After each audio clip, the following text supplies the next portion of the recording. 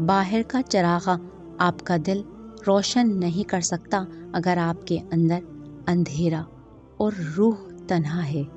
اندر کی تاریکی اور تنہائی کو دور کر سکتی ہے تو صرف اور صرف آپ کی فکر اور سوچ، کہ آپ سوچیں، غور و خوض کریں کہ آپ جس آرائش و ذبائش کو خریدنے کے لیے سرگرداں ہیں، اسے پا کر بھی آپ خوش کیوں نہیں؟ ضرورت ہے کہ ختم نہیں ہوتی۔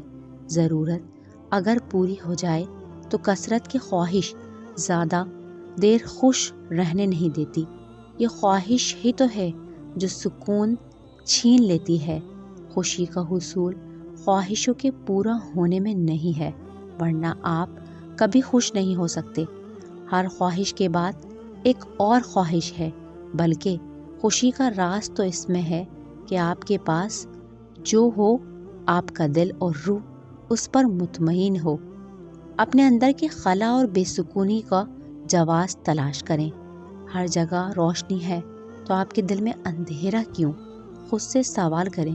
طلب اور جستجو ہی آپ کو اس سوال کا جواب دے سکتی ہے۔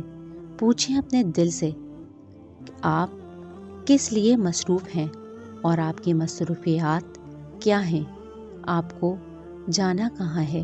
آپ کی منزل کیا ہے؟ اور آپ کس طرف رہے ہیں؟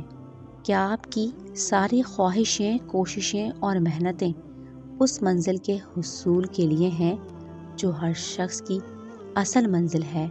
ورنہ بے سمت سفر میں کی جانے والی ساری حرکات اور نتائج سب صفر ہیں۔